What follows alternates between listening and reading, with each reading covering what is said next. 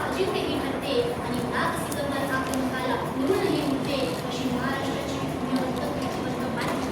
नमस्कार, मी निधी ज्ञानेश्वर देवरे विधी महाविद्यालयाची विद्यार्थ्यांनी आपल्यासोबत विषय सादरीकरण करत आहे अण्णाभाऊ साठे बंधारे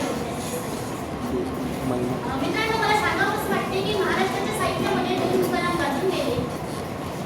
पहिल्या तुकारामाने आपल्या अभंगाच्या माध्यमातून मराठी मनावरती छाप फोडण्याचा प्रयत्न केला, मराठी माणसाची अस्मिता जागृत करण्याचा प्रयत्न केला. तर दुसऱ्या तुकारामाने आपल्या शाहिरी पोवाडा आणि कादंबऱ्याच्या माध्यमातून अखंड महाराष्ट्राला तेवत ठेवण्याचं, त्याच्या मराठीपणाचं जे वास्तव आहे ते जागृत ठेवण्याचा प्रयत्न दुसऱ्या तुकारामाने केला. एका तुकारामाने मृदुंग आणि टाळ याच्या गर्जनेत महाराष्ट्राच्या माणसाच्या अस्मिता आणि अंधश्रद्धा याच्यावरती गुणाघाती वाद केला. तर दुसऱ्या तुकारामाने अंधश्रद्धेला पुढे मोठीच लावली आणि पूर्ण महाराष्ट्राच्या संयुक्त चळवळीचा हातभार त्यांनी घेतला. हे दोन तुकाराम, त्यामध्ये एक तुकाराम हे छत्रपती शिवरायांचे गुरु झाले, तर दुसरा तुकाराम ज्याने शिवाजी महाराजांचा पोवाडा रशियाच्या चौकात गायला. पहिला तुकाराम म्हणजे सर्वश्रेष्ठ संत तुकोबाराय आणि दुसरा तुकाराम म्हणजे तुकाराम भाऊराव साठे म्हणजेच अण्णाभाऊ साठे. हे दोन तुकाराम आपल्या महाराष्ट्राच्या मातीमध्ये झाले. विशेषतः मला अण्णाभाऊ साठे म्हणजे तुकाराम भाऊराव साठे यांच्याविषयी सांगा वाटते की त्यांची एकमेव फकीरा कादंबरी आहे, ज्या फकीरा कादंबरीवर 1000हून जास्त प्रबंध तयार झाले.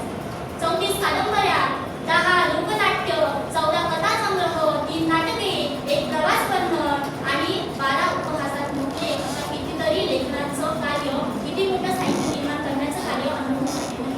एवढंच नाही तर अण्णाभाऊ साठेने त्यांच्या जीवनात 8 चित्रपट काढले, त्यापैकी 5 चित्रपटांना महाराष्ट्र शासनाचा उत्कृष्ट चित्रपटांचा पुरस्कार देखील प्राप्त झाला. आणि एवढेच नाही, 1961 साली फकीरा या कादंबरीला उत्कृष्ट कादंबरीचा पुरस्कार देखील प्राप्त झाला.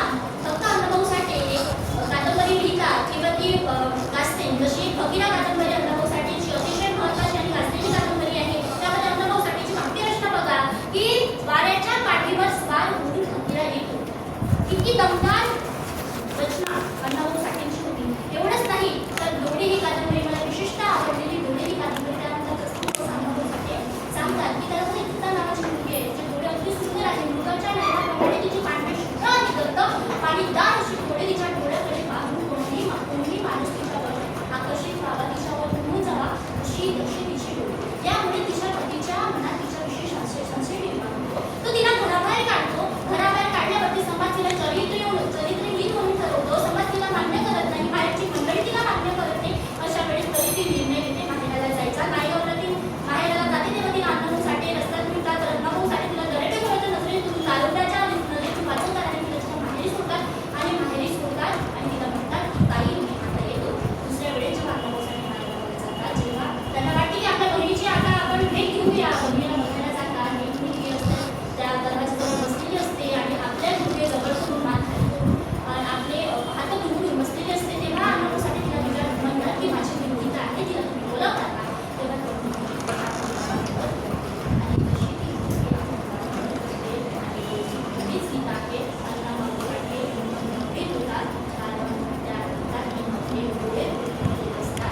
ही वास्तविकता अण्णाभाऊ साठे डोळे या कादंबरीतून मांडतात. म्हणजे अगदी खिळवून ठेवणारी कादंबरी अण्णाभाऊ साठे मांडतात. हिरवा डोंगर, पिवळी झाडे, निळी सावली दरी अशी कल्पनात्मक जगात अण्णाभाऊ साठे राहत नाही, तर अण्णाभाऊ साठे लिहितात. जे जगले तेच अण्णाभाऊ साठे लिहितात. अण्णाभाऊ साठेच्या लेखनात वास्तविकता, संवेदनशीलता, स्त्रीवाद हे सर्वच पैलूंचे आपल्याला सर्वच पैलू आपल्याला त्यांच्या साहित्यामध्ये पाहायला मिळतात.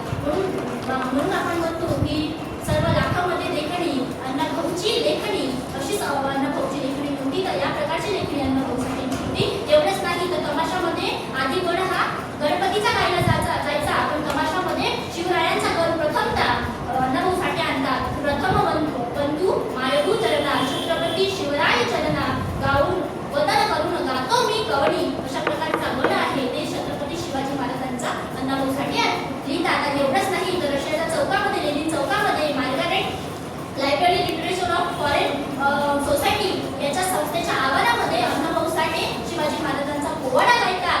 आणि जेव्हा हा पोवाडा गायतात तेव्हा मग त्याच्यानंतर जेव्हा तिथे पंडित जवाहरलाल नेहरू त्या रशियामध्ये जातात, तेव्हा तिचे पत्रकार विचारतात की what is your opinion about Annabhau Sathe. तेव्हा तिथे नेहरू म्हणतात की ते यशवंतरावाला पत्र पाठवतात आणि म्हणतात की अण्णाभाऊ साठे कोण आहेत.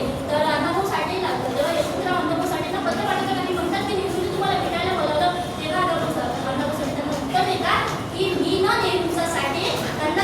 बोलायला जागा